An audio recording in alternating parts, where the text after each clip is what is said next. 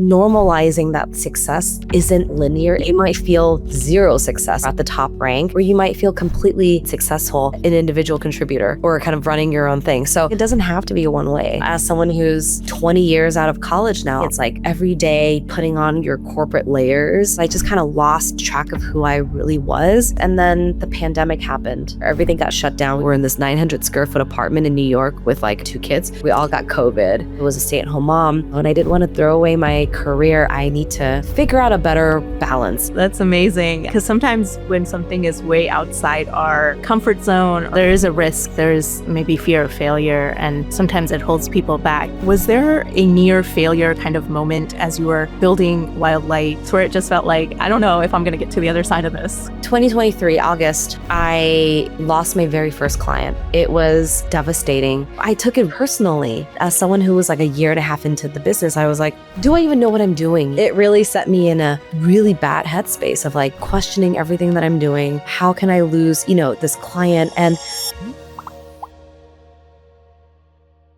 Hey, Carolyn, how are you? I am good, Dara. Thanks for having me. Thank you for being on. So to start with, we'll jump into your earlier experiences. What kind of things were you interested in, when you were a child or in high school, just to get a sense of where you started. So just let us know, like, what kind of things were you interested in, or what kind of energy did you have as a teenager? Oh, such a good question. Yeah. Oh, wow. As a teenager, I think, obviously like the typical angsty teen, my parents are immigrants to this country. And so I think growing up as like a first gen to be born here, going through all the teenage motions, I think there was just a lot of like trying to understand who I was. And I personally am a very energetic person. In our Asian culture, I'm like old school, like you act like a boy. You know what I mean? Like I always grew up with boys. I grew up with my brother and my boy cousins. I was always just like wanting to run around and like be around people and do things. And so I would say I was like always very social, very energetic, very curious. But I think because of my cultural upbringing, I was always kind of like told not to be too this, or not to be too loud, or not to be too. And so I think I always like struggled with a little bit of duality of like, can I express my full expression? But I'm in this household of immigrant parents who are like, you have to act a certain way, or kind of be more mindful of the way you present yourself. So I think as a teenager, there were certain areas of my life where I was able to do more of that and kind of I tapped into leadership at an early age, which allowed me to be in front of people and do the thing, which still felt appropriate, for my parents. Yeah. I think it was a lot of what most teenagers probably went through, which is like figuring out identity, but also, as like a first, second gen, like figuring out how to fully express that without giving up a part of myself, but without also like getting disowned. Yeah, it's a fine line to toe there. But what kind of things were you also like, exploring, and in terms of like subjects or extracurriculars that then set you up for what you went on to do next? Ooh, wow, that's a fun reflection question. So like speaking of energy, I was always very energetic. Okay. So I was on swim team. I was on like track and field. I did long distance track. And so I was always very active. And I think because of that, I had a lot of like social groups. I was friendly with the leadership people, the like folks in AP class. I was also friendly with the athletes. And I was also friendly with, the people who like to study and get good grades. I didn't party in high school. I kind of waited to college to do that. And so I was like with like the good, like the goody two shoes, but I was also, so I kind of knew how to like fit into different groups. And I think also as a first gen, you kind of have to figure out how to, socialize and fit in. And so for me, I felt like the ability to have different extracurriculars. I was also like president, vice president of different student groups. My friend Ray and I led the Black engineering group. I'm neither Black nor an engineer. And so like there was just a lot of opportunities to be around a lot of different topics and a lot of different groups. And so I think that really set me up to be able to learn how to, facilitate groups, do what I'm doing now, which is like coaching and leading group programs for both individuals, professionals, as well as small business owners, and lead workshops at corporate companies. So I'm someone who can do a mix of things because I think growing up, I had the interest in getting to know people, but also the skill set to be able to kind of like chameleon myself into any situation, which for better or worse has, been like a tool of mine. Yeah. Yeah, it sounds like you were really great at building relationships with many different types of people. So how did you then decide, okay, this is what I want to go pursue and do after high school? What was that like for you? So I ended up getting into Berkeley, which is it was not my top school, but it was 5 miles away from where I grew up. Mhm. And I have this vision of like moving away and starting life on my own as like a early teen, and thinking back now, I'm like, how did anyone actually make that happen? So I just that time of life is like so precious, but also so hard. So I ended up staying at home for the first semester and commuting to school, and quickly realized that like not only am I not making any friends, this is just not the type of situation I want to be in. And so I kind of pitched to my parents that I want to live on campus, that I would pay for half the rent, that I would I had a part-time job at the time. Mhm. And so they agreed. Mhm. And I think allowing myself to get outside of my bubble, my comfort zone of my parents' home, like my childhood home, helped me continue to flourish. And so I was a part of a lot of different student groups. I was a part of a sorority. I did a major in communications and a minor in business. And so all of that really kind of set me up to, I don't know, like figure out my next thing. And I think like in an immigrant family, it was my parents don't come from a professional kind of white collar background. And so for them, it was like, as long as you have your degree, you'll get doors opened up for you. And I don't think it was necessarily so clean and clear. I had to Mhm. kind of navigate the first few years of my college and then post-college life on my own, kind of made a lot of mistakes and figured out what I wanted to do. But ultimately, it kept coming back to my strongest skill sets, which was, like you said, developing relationships, creating partnerships, understanding other people. It's that sort of like skill that then got me into marketing roles, that got me into my early stage sales career at Yelp. Yeah, I think it was always about like communications, understanding like logistics, business minded, Mhm. um, and then really that connection that you're creating connections with people that got me Yeah. to my career path. Yeah. So the things that you did in college, all these skills you cultivated, what was the next opportunity? Was it Yelp? Was that the next thing? Or was there something else before Yelp? Yeah, I actually had 4 jobs before Yelp. So like 4 jobs in approximately 4 years before I landed my job at Yelp. And it was like a mix and match, like the first job was I was a marketing manager at a real estate company. And so I worked with about 120 different agents in helping them design their portfolio, their listings, I did like advertising and just helping them kind of coordinate all of their marketing efforts. That was a really fun job, but it wasn't necessarily what I wanted to do. And then I had an opportunity to actually go and work for a bank. I was doing part-time work at a bank, and so I had an opportunity to go into a different department. I actually took a job as an internal auditor, which is so not my vibe, like showing up at a bank and making sure that their processes and their quality assurance was there. But I got to travel with one of my really good friends all over the country, and that was our job. Like we just like lived out of hotels and traveled. And then I took a job as a contractor. I did some consulting, kind of early freelance work with public relations company, and then also like a directory startup for sustainable businesses. And then I was a marketing manager at a startup bakery, and we opened up 6 different like brick and mortar bakeries. It was a Japanese bakery. They wanted to be the next Starbucks at the time, with kind of Japanese styled pastries and and coffees, and that was really fun. I was there for 2.5 years. So and we opened up 6 locations in California and Hawaii, and that was really fun. But it was that position that we discovered Yelp as a Mm. as an advertising partner. So we started advertising on Yelp, and then I got introduced to the Yelp, kind of people and Mhm. employees, and then eventually got a job there. So it took a while to kind of bounce around different roles.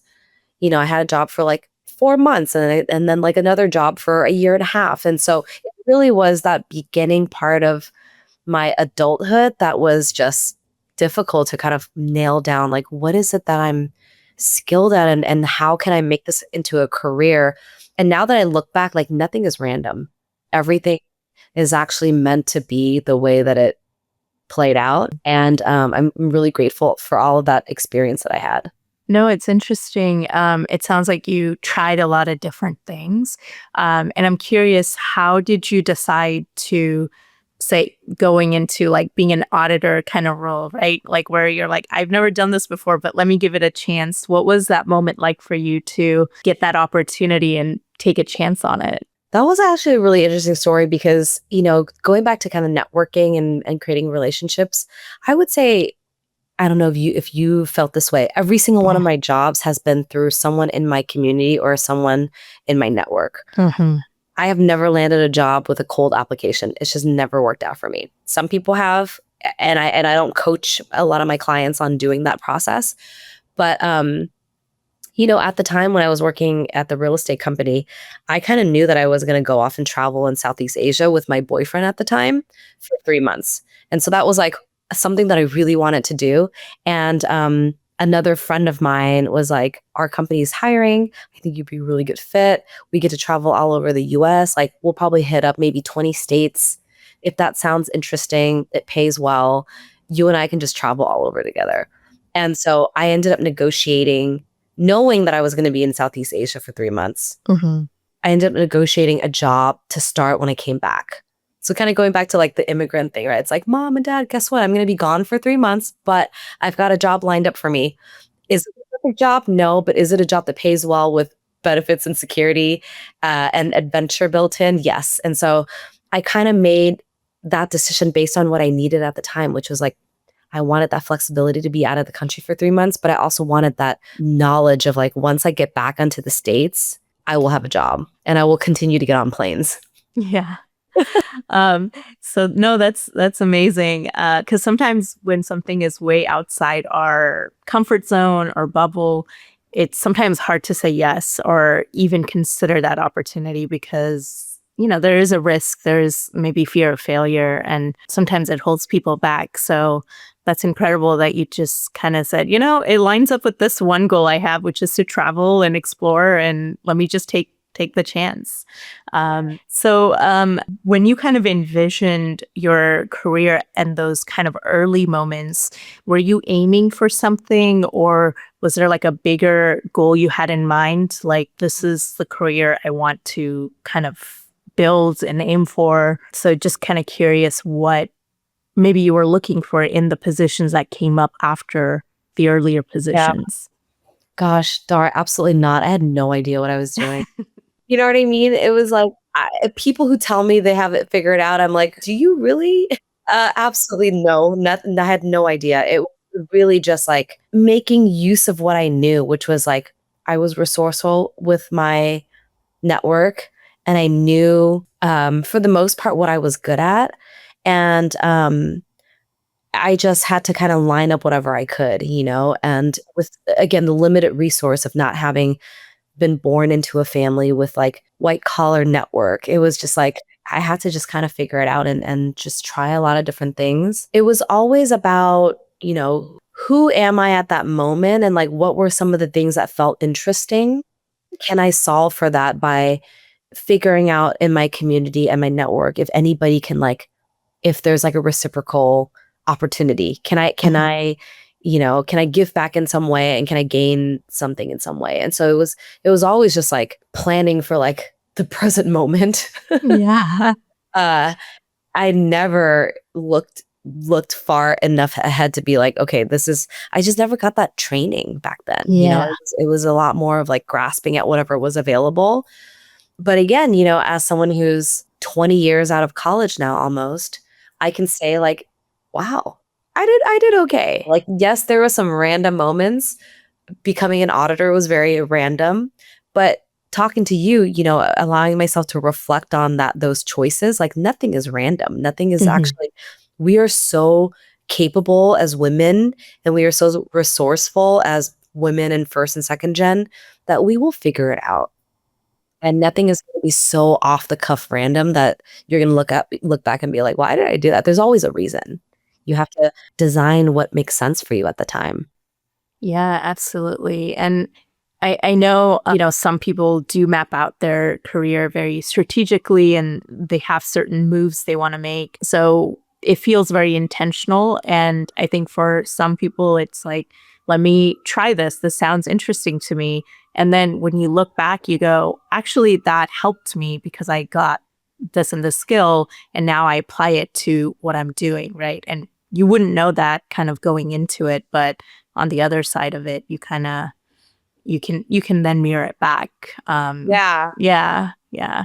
Yeah, absolutely. Um, so as you moved from kind of these individual contributor type of roles to more of the management roles, what was that transition like for you, and what maybe helped you during that time as you prepared to lead teams? Yeah. When I was at Yelp, when I joined the company, we were probably about like a little less than 100 people, and very early stage startup, starting to kind of build up and ramp up with like a new round of funding. And so the growth there was pretty spectacular. And I think the sales enablement and the training was really incredible. And within about a year, I was kind of given some opportunities, like you can continue on this like individual contributor route, potentially join our national sales team, move to New York. I was in San Francisco at the time, grew up in Oakland, went to Berkeley, never left my little bubble, like my little 7 mile radius. And so that was kind of like one opportunity. And then the other was like, we were expanding in Arizona and Phoenix at the time, and like kind of building a whole like sales team and office there. And so the other was like, we're gonna need managers. And so for Mhm. me, it was like, do I go to Phoenix and like hang out in the desert and get tan and just like be in this like really young, fun, vibrant environment and lead? Or do I continue doing what I'm really good at, which is strategic sales? And again, there's an element of travel and autonomy. And so I kind of made that decision of like, I think I'm going to stay in the individual contributor route. And because I kind of moved on to a different team and started doing more strategic high level sales, I met with a lot of executives. I worked really closely with our leadership team. And so I was a leader without the management kind of responsibility.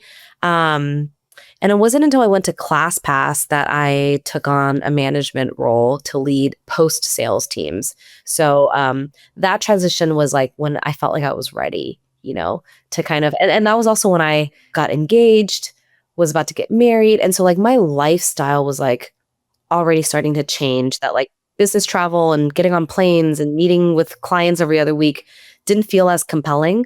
And so managing, kind of fostering a team, coaching, mentoring felt like just, yeah, like more in line with me. And then I got Mhm. pregnant, and Mhm. so I really do think that it was timing, and Mhm. also what I wanted in my life at the time that kind of led me to, okay, I think I'm finally ready. Like I've been asked several times.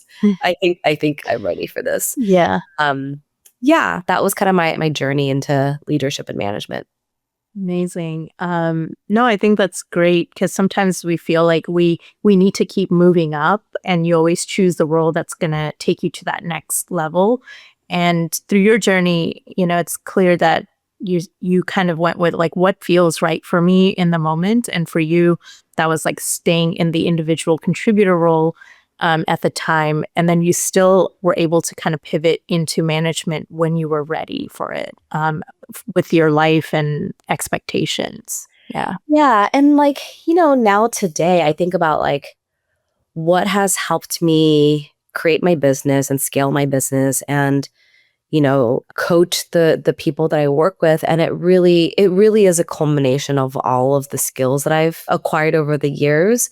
And, I think a lot of people think about exactly what you said, right? In order to be successful, you have to, like, the only way to go is up. Mm-hmm. And I think that that's one way to look at it. But there's also like, rather than just thinking about it like this, like there's so much out here, right? There's so much Mm-hmm. expansiveness that when you think about everything that I've done as like a mentor, a coach, like sales, individual contributor, liaison, leader, manager, director, like all of those roles has like they're just titles. And yes, there's sort of a stack rank, in traditional hierarchies in corporate settings, but there's so much more out here. There's just so much more. And I think that's some of the work that I try to do with my clients is that, especially as women, especially women of color, you see that like, I just read the stat recently where it's like 49% of the workforce at entry levels are women. Okay. And then when you get up to management, it drops to something like 25%. And then when you get to senior leadership and C-suite, it's like 2%. So the opportunities go like this.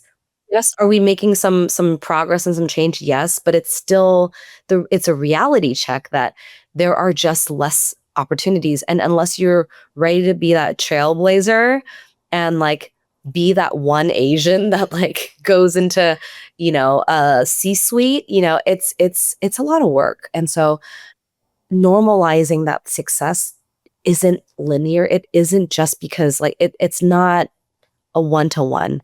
You Right. might feel zero success and you're at the top rank, or you might feel completely like in alignment and successful and you're an individual contributor, or kind of running your own thing. So I really do think that there's just normalizing that like it doesn't have to be a one way. No, it's interesting. I spoke with Danny. She's another coach at her workplace. We did an interview as well, and she said basically the same thing. Right? It's the title. Like we do put a lot of importance on title, and that kind of indicating success. Whereas we don't stop to really reflect like what does success really feel like and look like to me. And I think it doesn't always have to mean up or this kind of title that gives you that success, but it's like, am I doing things that align with my values or where I am in my life? And maybe there are certain points in your life where that is true. That is what you really feel like you want and you want to go for. But it's also okay to kind of take a different path and say, well, no, this makes more sense for me. So I'm really glad to hear you also kind of communicate the same kind of message. Yeah. No, I was just gonna say, it's interesting to me to see some of the trends too, like just from the people that I work with. There's like quite a few individuals that are moving from senior leadership back into more highly specialized individual contributor roles and finding more success there because they're at the stage of their life where they want to spend more time with their young kids or their teenagers and they're wanting to just kind of dismiss themselves more, so to say, from like politics and wanting to just kind of get good work done, and produce again. So there's no right or wrong, and like it really is, like you said, what makes sense for you Yeah. at the Yeah. time. Absolutely. So, how did you navigate kind of going, okay, I'm in this like sales leader type of position. And what was a moment or what kind of triggered your interest to create your own business? That's so interesting. When I worked at Yelp, I think I was always really well, when I worked at Satura Cakes, which is the startup that we had an investor and we were trying to open up. We had like really massive goals to open up, like 50 stores and the span of like 5 years, whatever it was. We ended up getting close to 10. I was part of 6 of them. But I think that entrepreneurial drive has always been somewhere in there. Mm. And I also knew that like I have to give corporate and kind of like I just have to like make do. I don't come from money. I can't just like start my own business right out of college. So I always knew I had to put in the time to learn and to network and to create connections before I actually could do my own. And so it's always been in there. And so working for Satora and then working for Yelp, where we supported small businesses in advertising and getting visibility online, that's always been an interest of mine. And so actually, by the time I had kind of been in corporate for a while, had my 2 kids, it just felt like the right time to take a little bit of a moment. And so, Mhm. um, you know, love the time that I had at both companies, but you start to outgrow companies and vice Yeah. versa. And so it Right. got to the point with Yelp where it was like close to 6 years and at an early stage, high growth, fast paced startup, like that's like a lifetime. um, so, we parted ways and then the pandemic happened. So my last day at ClassPass was February 1st, 2020. I had a 4-month-old kid and I had a 2.5-year-old kid. They were both in daycare. Everything got shut down. We were living in New York. We all got COVID and we were all like, just like hunkered down. And I was in between jobs because I had left. So I became a stay-at-home mom. My husband was working full time in the master bedroom. And we just sort of had to make some choices of like, do we stay in New York? Do I land another job? And like, where do the kids go? There's no daycare. Do we hire a nanny? And suddenly we're in this 900 square foot apartment in New York with like 2 working parents and a nanny and 2 kids. So we were just like, this doesn't make sense. We need to make some moves. Both my husband and I are from the West Coast. So we decided to move across the country. We landed on Portland as a place that we could start our lives at. And so we drove across the country, got to Portland, and just kind of created a new life here. And it was here that I just felt more freedom and flexibility, just because I was like out of that like big city hustle in a way, that Mhm. quality of like I Yeah. have to, like, keep up with everyone. Mhm. And it was just like a quieter, slower pace that I Mhm. think we were really ready for. And so here I, was able to kind of just do a lot of thinking and reflecting. And there was a lot of like, I missed what I did, and I didn't want to throw away my career. I also didn't want to, I wasn't ready to go back full time. I was a stay at home mom, had been like almost, 2, 3 years at that point. And so starting a business felt like the right thing again. And I hired kind of a business coach to help me think through like what it is that I'm good at, and asked for help from other people who have done something similar, and ended up starting something that now looks very different from what it was in the very beginning because it has evolved. Mhm. But I think it was like a series of moments, And Mhm. again, it was like designing for my life. I really wanted to be present for my kids. Working Mhm. in tech meant I was working really long hours, traveling, and just kind of giving my all to this company, which made sense for some time. But having 2 little kids, I was like, I need to figure out a better balance. And Yeah. so starting WildLight really was the beginning of, okay, I get to step back into my kind of corporate life and grow my client base and utilize my sales skills, utilize my like community building and kind of leadership skills. And yeah, 4 years in, here we are. Yeah. Wow. Incredible.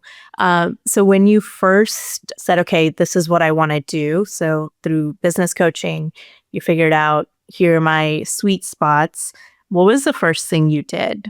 Yeah. So the first thing was, you mean in terms of like setting up my business or, yeah. Okay. Yeah, yeah. Like, how did Yeah. you think about like, okay, this is what I'm gonna go experiment with or try? Yeah, I think we did like a whole exercise on like just figuring out what I was good at and what and actually before that, when I was in New York still during the pandemic, at home with 2 little kids, had no one to really talk to, right? It was just like talking to a 4-month-old and a 2.5-year-old. It's just like my brain was in a different space. So I had a lot of extra time to kind of flex into like reflection. And one thing that I actually did was a long time ago, I had hired a life coach, Devin, and he had helped me figure out my zone of genius. So when I did this work back in 2014, I already had like a baseline of what were those things, and kind of what you started this conversation with, like, what was your energy when you were a teenager? That hasn't really changed. Like, aside from the fact that like I get tired a lot easier now, that has always been innately me. That zone of genius, the connecting, the relating to people, that has always been there. And so the work that I did with Devin in 2014 helped reaffirm that. And then when I hired a business coach in 2021, the same stuff came up.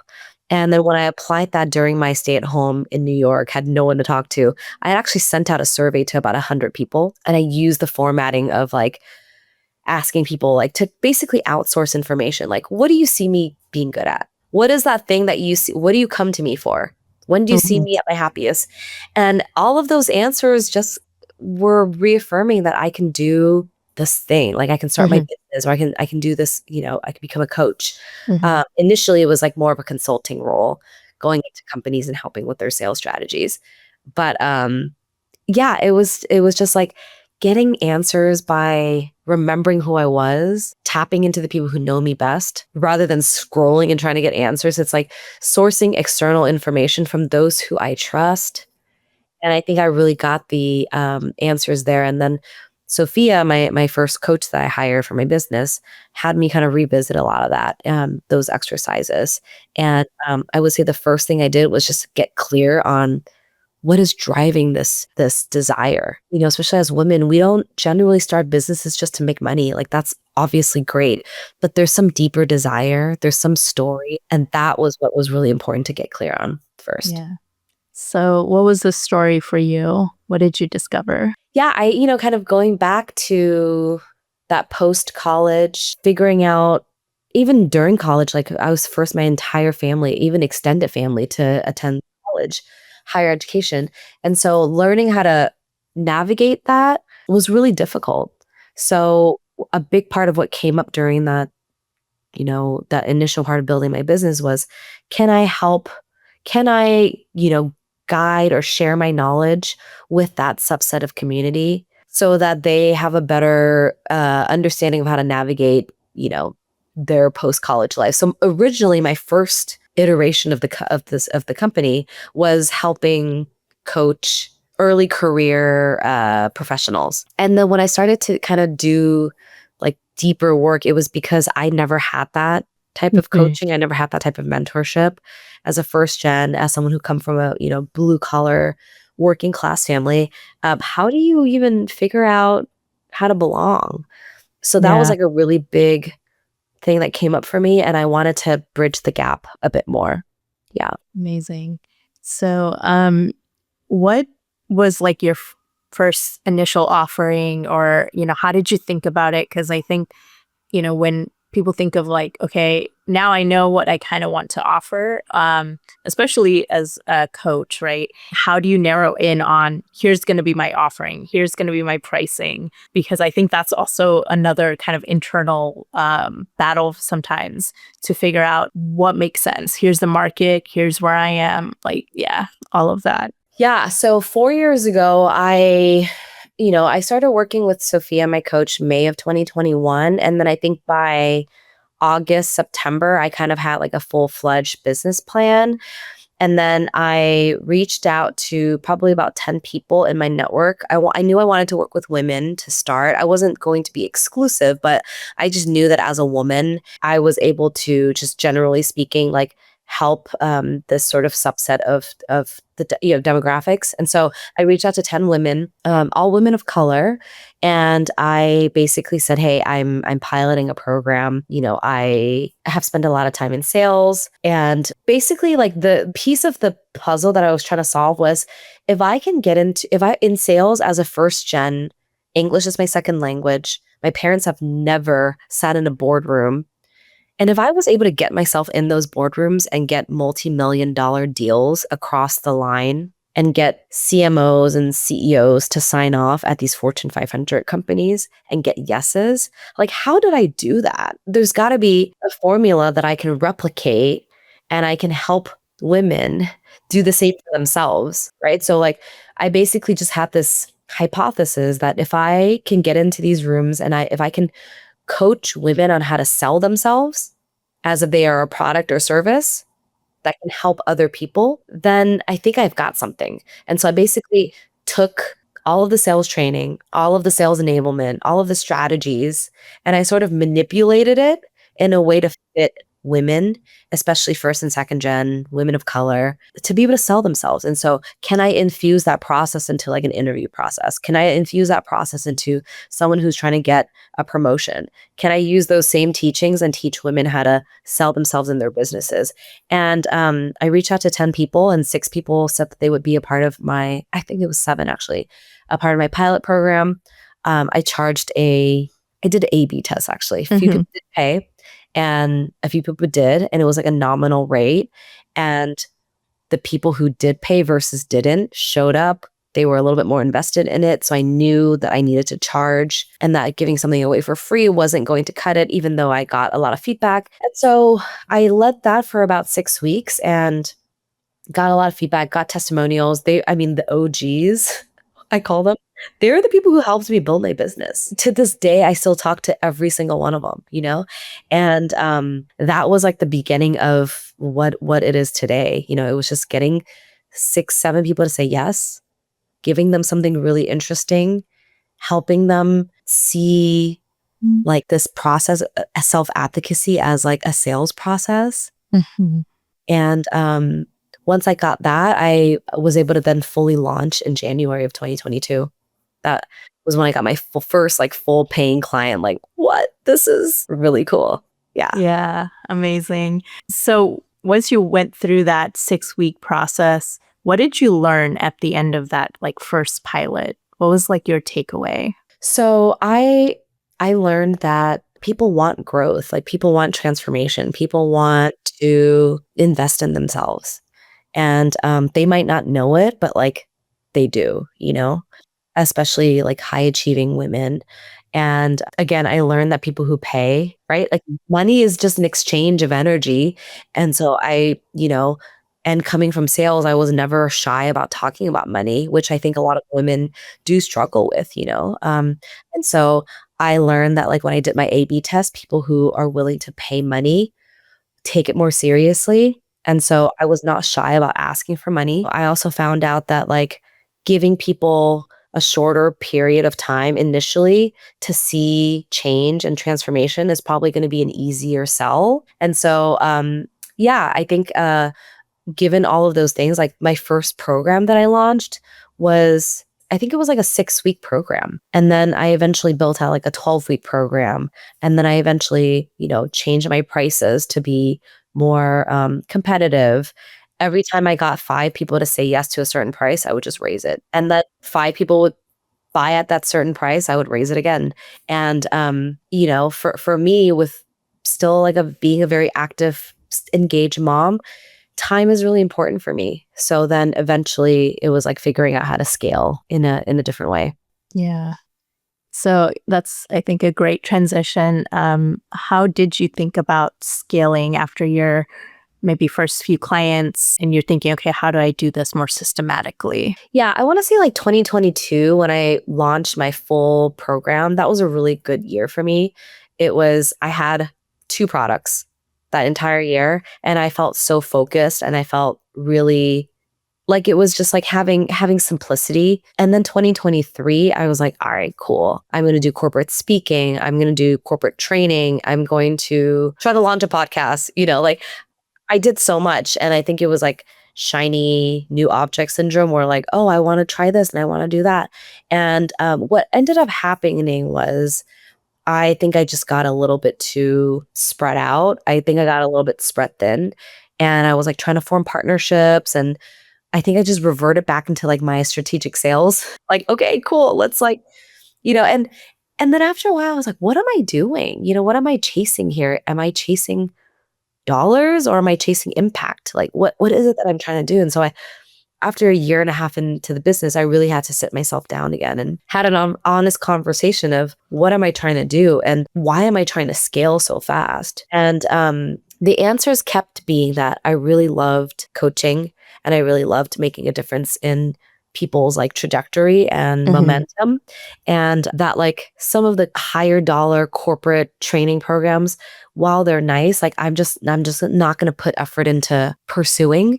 If they come to me, that's a different story. And so, at the end of 2023, I just was like, I need to just focus on like one thing and do that one thing really well. I dedicated all of 2023, I guess the rest of 2023 and half of 2024 into focusing on one thing, which was I'm just going to do one-on-one coaching. But once I hit a certain threshold, I will go back to group coaching, because I launched group coaching and they were really successful. And then one was not very successful. And so 2023 really was like a year of testing. And then 24 was like, last year was one of my best years ever in business. And I think it was because I was able to just realign, like, okay, let me get to a certain threshold on one-on-one coaching. And then I can relaunch my group coaching, which I launched again last summer. So about a year ago. And that's been an ongoing, really successful program that I have. And now I have 6 cohorts, like 6 one-on-one coaching clients. And that is like a full business for me right now. Yeah. And that feels doable because I can still make the impact, but I can also scale. Each of my group coaching cohorts have anywhere from 6 to, 12 people in it. Yeah. So now I can reach a lot more people with like less time. That's incredible. And I think, this is kind of I think this is something that every entrepreneur probably goes through, is like, maybe I should do that. Maybe I should do this, right? Like you're kind of trying to figure out like what to focus on and what is going to work. And I loved what you said there about focusing on one thing, doing it really well, and then figuring out, okay, how do I scale that? And how do I, create more of that at a scaled level? So yeah, that's incredible. And it's hard to figure out. So how did you also approach like marketing and sales? Like how did you bring in leads for yourself? Because I think that's the other piece of it, right? That any new entrepreneurs kind of trying to figure out like, how do I make it to the other side where people are coming in, but I'm not spending, just turning wheels basically in the wrong places. Yeah, I would say like the first year really was like the honeymoon phase. I have a pretty robust, I don't have like tens and thousands of followers, but it's like, I think I had like 2,000, maybe like 1,600 connections on LinkedIn. I had an Instagram account, but I also knew that I knew how to talk about myself. And so I think the first year was just like reconnecting with a lot of people, understanding where they're at, asking if they knew anybody who would be interested in testing or, being a part of this. And a lot of my clients from the first year came through my first degree network, as well as like word of mouth, so second degree connections. And then I started working with a coach on figuring out lead generation. I wasn't using LinkedIn very much at the time. And so we started kind of using more strategies around LinkedIn and building like a pipeline of people who could be potential conversations, people who we could invite into a conversation and like see where that goes. And so I would say the second year, LinkedIn was a really big, second and third year. I mean, it continues to be one of my biggest lead sources. And then, now that I'm kind of pivoting more into, I don't think I've actually mentioned this on this podcast yet, but one of the things I've been doing more recently is connecting with small to mid-sized business owners. Oregon has a huge percentage of people who are self-employed or employed by small to mid-sized businesses. And so just having been in Portland for 5 years, immersing myself in the community and learning about like where people are, I'm now doing a lot more coaching for small and mid-sized businesses. And so that's been really fun. So kind of diversifying a little bit. And then I have a couple of partnerships that have been really fruitful. Working with her workplace has been really fruitful in just like being in front of more people and bringing in more clients. And then I partner with a couple of, nonprofits and a couple of different organizations out here in Portland that have been like really incredible partners to, drive interested business owners who are interested in getting like marketing and sales strategies. So I think it's like, again, leaning back into that core skill from back in the day, like how do I get connections? How do I grow relationships? How do I give value? How do I share? How do I collaborate? How do I think like beyond just myself? That has been really helpful. Amazing. And I know I've seen your posts on like LinkedIn. And I think one of the things that I really admire is like your storytelling skills, because it is kind of a format and story telling arcs that you have to kind of lean into, which I myself am still figuring out. I don't I don't feel like I'm quite there. But how did you kind of come up with like your brand and that storytelling? Because I think so much of especially coaching, right? It's like if people feel like they know you, it's maybe easier to kind of say, let me give this a try or let me connect with her, So how did you kind of find that spot for yourself? Oof, so much trial and error. You look back and you're like, oh my goodness, did I talk like that back then? Well, first of all, I don't think I talked about what WildLight means. So my company's called WildLight. And, when I first did the branding exercise, by the way, my husband's he's a branding guy. So Yeah. my initial sitting down and just kind of figuring out my brand was all about like, yeah, where does this come from? What is this desire? What bridge am I trying to, kind of connect? What are those two worlds? And so a lot of things that came up was like growing up in a, blue collar family, but trying to exist in a white collar, corporate community, growing up, in a household that didn't speak English, but wanting to assimilate and be a part of. And so there was a lot of like duality a part of it. And so if you look at my word mark, WildLight, a part of it is like straight and a part of it is slanted. So it kind of plays a little bit into the polished yet fun part. And so there's a lot of me that's my brand. It's like, I could be this and that, yet I can like use curse words.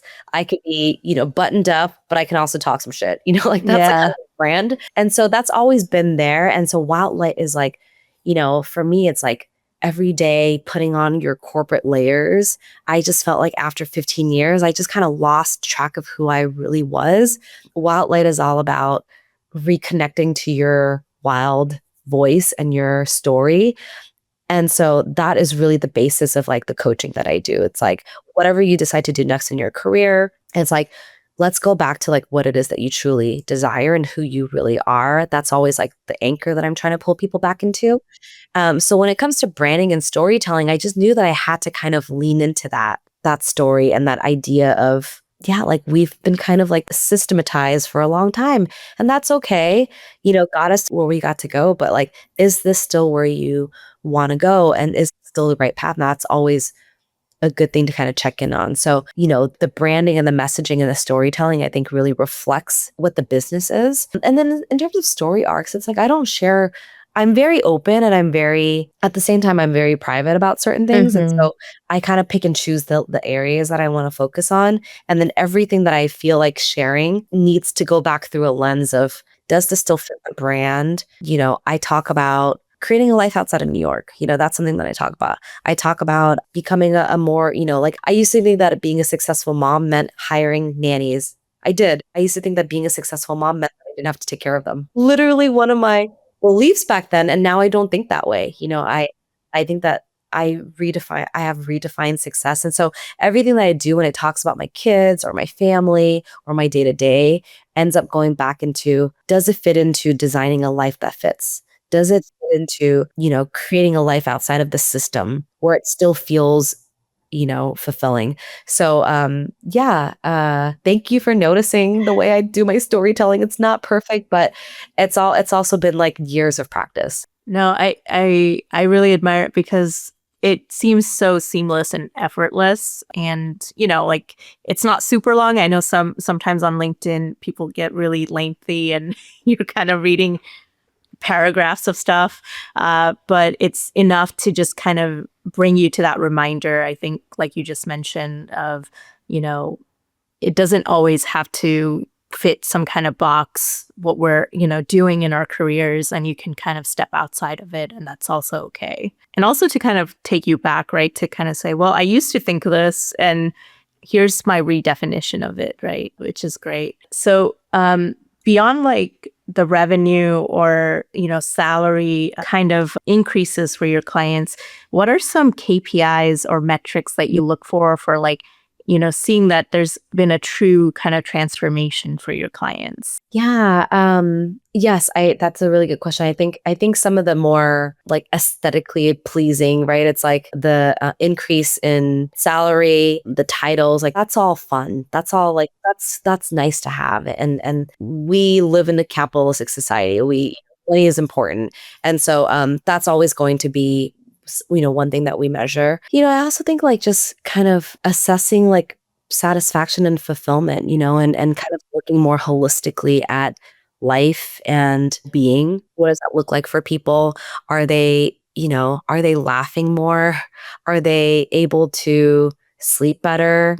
All of this is like so interconnected, our health and our choices and the environments that we choose to be in. And, it depends on kind of the subset of the population that I'm serving. But it's like for when I'm coaching my business owners, it's like, do they feel more in line and focused on what they actually want? Like I'm working with someone who, they're an interior designer. They also have fashion design, so they can like hand make products. So like a traditional graphic designer, and they also run an e-commerce site. And so working with this entrepreneur, it's like, what brings you the most joy? What is it that you want to do more of? And they were like, I actually want to do more interior design. That actually feels so fulfilling, knowing that I can be a part of someone's space and help them create and design like a beautiful, aesthetically pleasing, but also comfortable space. And so I was like, let's do more of that for you. And so now they're prioritizing the thing that gives them more energy. And so it's like, yeah, measuring their energy. You started out this conversation off with like, what was your energy like? And it's like leaning into that and understanding like what fuels you.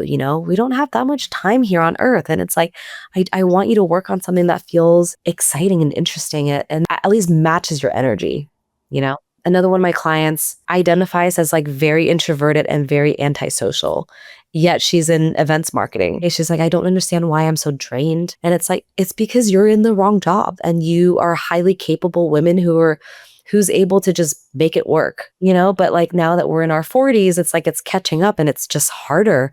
And so for her, it's like transitioning into something that's a little bit more, like content creation, a little less like in the spotlight.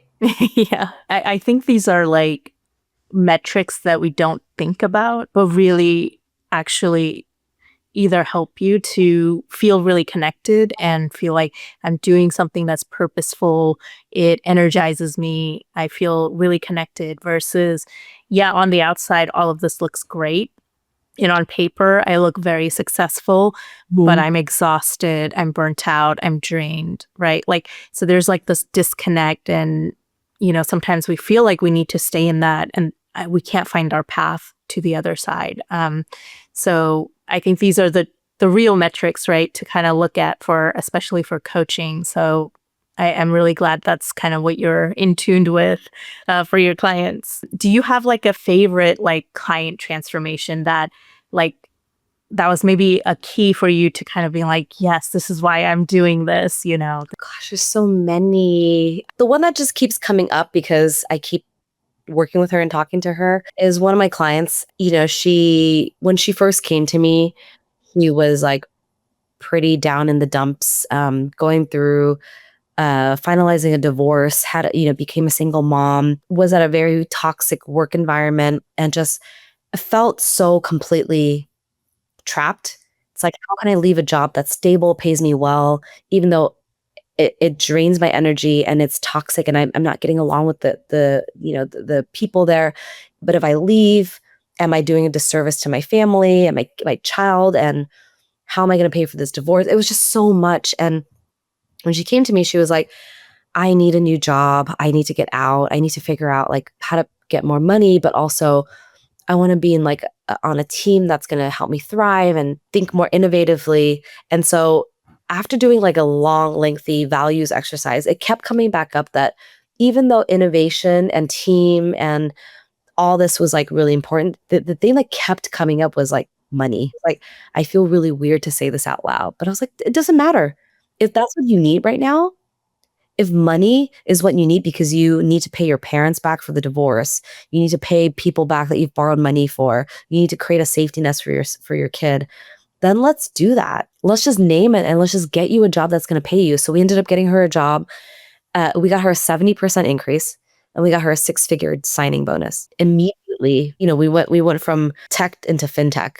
And so immediately she felt so much more stable. And then because of restructure, the company had to let her go. At that point, she was like, look, I don't need as big of a paycheck anymore. That has already been fulfilled.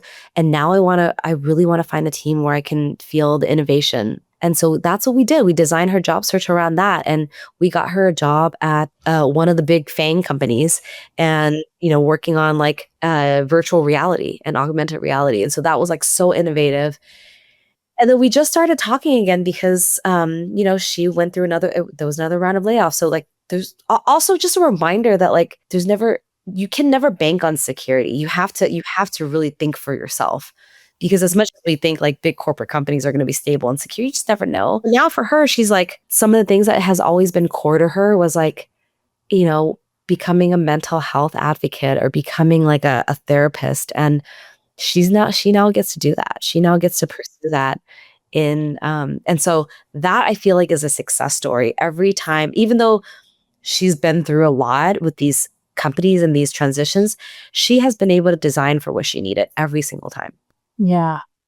No, I think that's an amazing story because it also shows like at different points in your life, you may need or want different things, right? And there's no right or wrong. And money is like a resource. So if that's what you need, then that's what you need, right? Like, and we shouldn't be afraid to kind of say, yeah, that's where I'm at right now. And that's what I need to go for.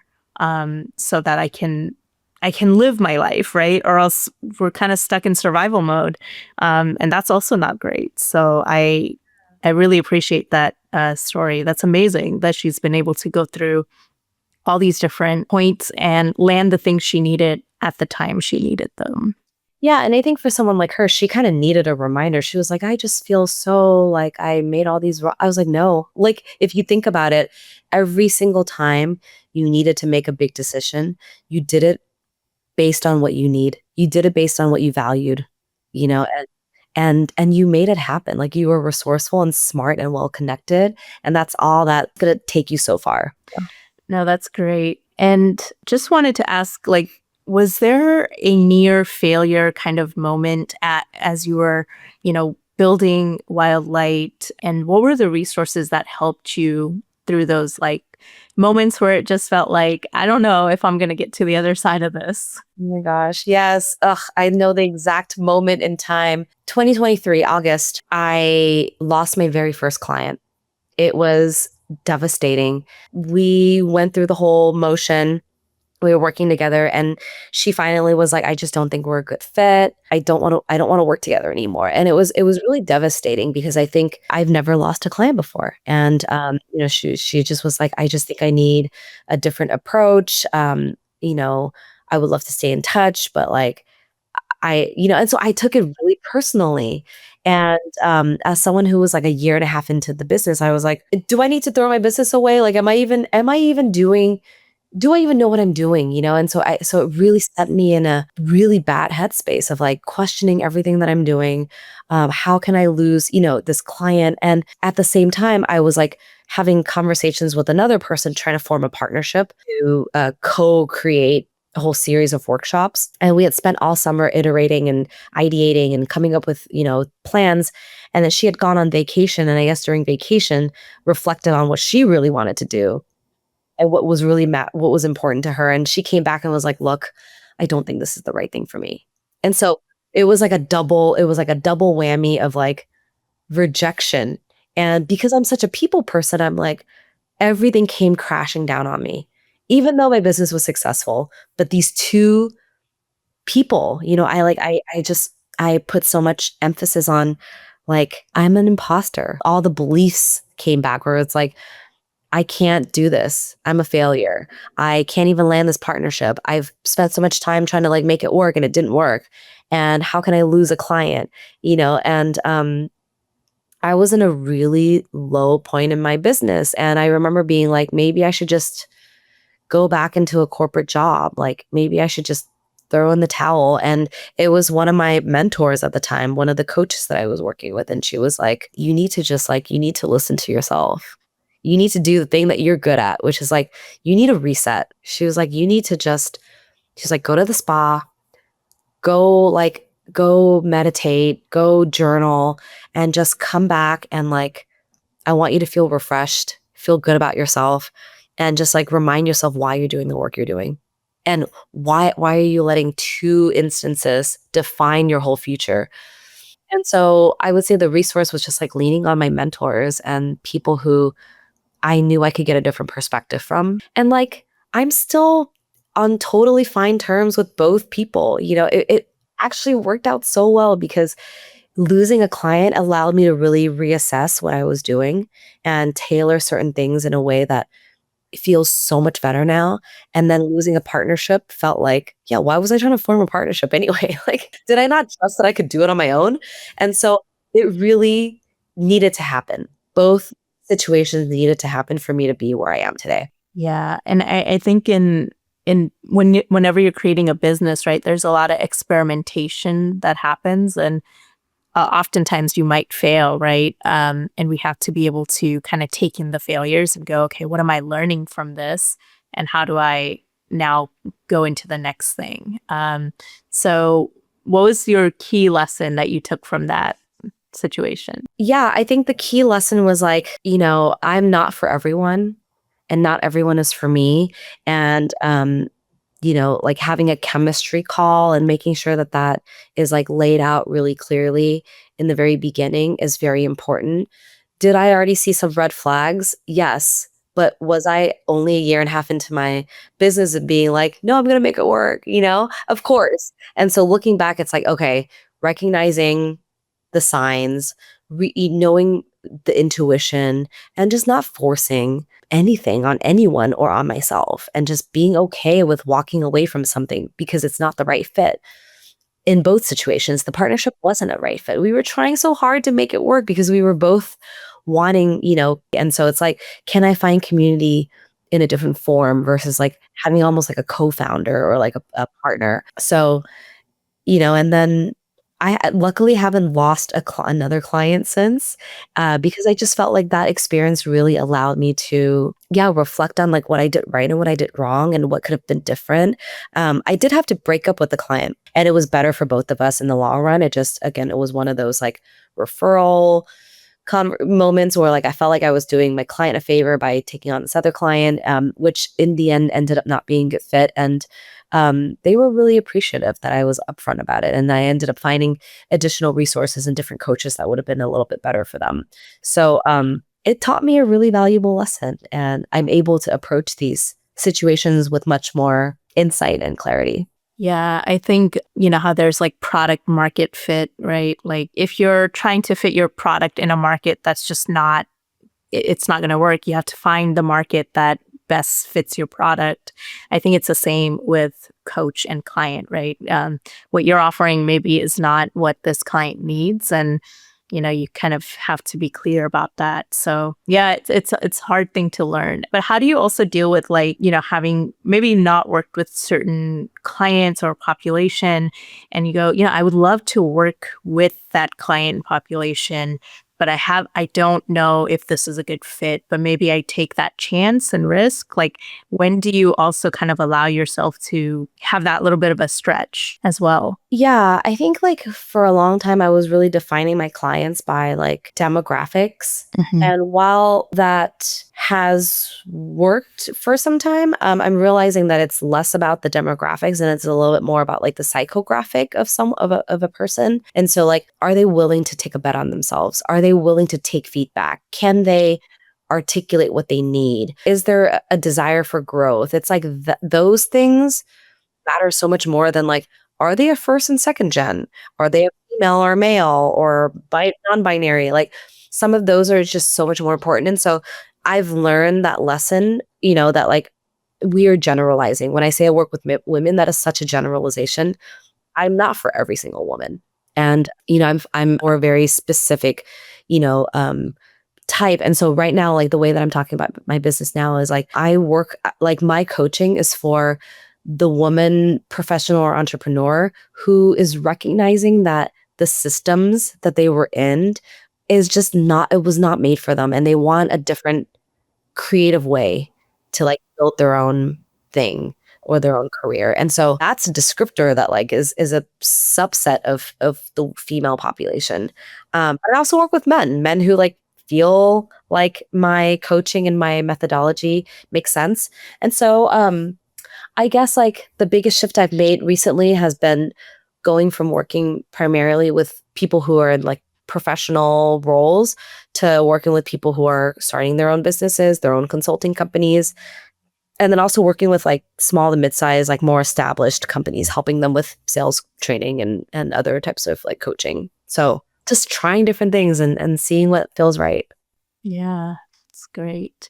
So you're 5 years into your business, right? What does success look like for you now compared to maybe, when you started? Like what is your definition and what's the impact you want to continue to have? Yeah.